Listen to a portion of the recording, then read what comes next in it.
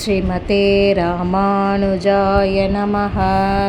ஆழ்வார் எம்பெருமானார் ஜீயர் திருவடிகளே சரணம். அனைவருக்கும் வணக்கம். இன்றைக்கி நாம் பார்க்க போகிறது ஆவணி மாத சுக்லபக்ஷ ஏகாதசியை பற்றி. இதற்கு பவித்ர ஆரோபிணி அப்படின்னு பேர்.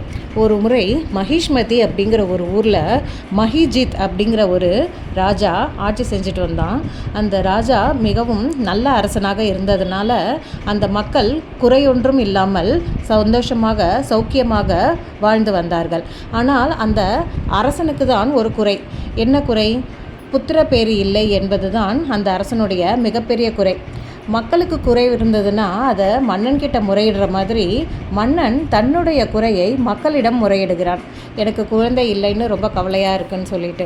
இதனால் மக்கள் என்ன பண்ணுறாங்க, எப்படியாவது தீர்த்து வைக்கணும் ராஜாவினுடைய கவலையை அப்படின்னு சொல்லிட்டு அந்த காட்டில் ஏதாவது முனிவர்கள் இருக்கிறாங்களா அப்படின்னு பார்க்கலான்ட்டு போகிறாங்க. அந்த மாதிரி போகும்போது லோமசர் அப்படிங்கிற ஒரு முனிவரை பார்க்குறாங்க.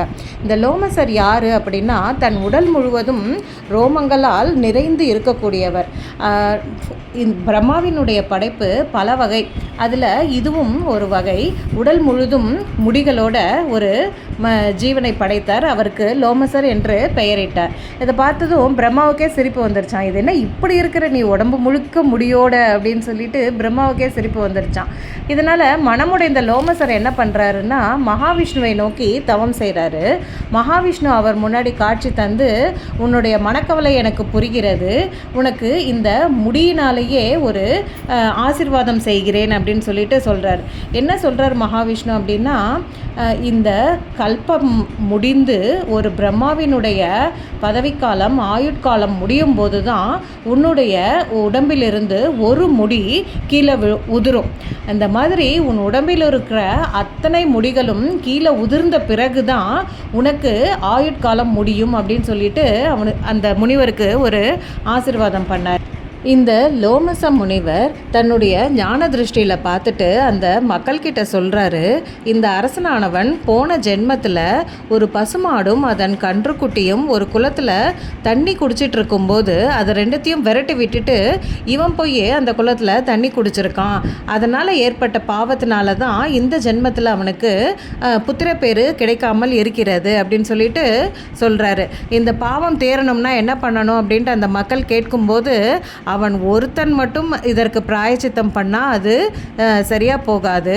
இந்த நாட்டு மக்களாகிய நீங்கள் அனைவருமே ஆவணி மாதத்தில் வரக்கூடிய சுக்லபக்ஷ ஏகாதசியான பவித்ர ஆரோபணியில் விரதம் இருந்து அந்த விரதத்தின் பலனை உங்கள் அரசனுக்கு தானம் செய்தீர்களானால் அப்போ அவனுடைய பாவம் தீர்வதற்கான ஒரு வழி இருக்கிறது அப்படின்னு சொல்லிட்டு சொல்கிறாரு. எனவே அந்த நாட்டு மக்கள் எல்லாருமே இந்த பவித்ர ஆரோபணி ஏகாதசியில் விரதம் இருந்து அதனால் ஏற்படும் நற்பலனை அந்த ராஜாவுக்கு தானம் செய்தாங்களாம்.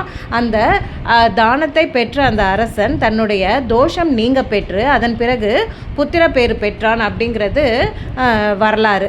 அதனால் புத்திர பேரு வேணும் அப்படின்னு சொல்லிட்டு நினைக்கிறவங்க எல்லாருமே இந்த பவித்ர ஆரோபிணி ஏகாதசியில் விரதம் இருந்தீங்க அப்படின்னா நன்மக்களை பெற்று மகிழ்வரே அப்படின்னு ஆண்டாள் சொன்ன மாதிரி நல்ல புத்திர பாக்கியம் கிடைக்கும்.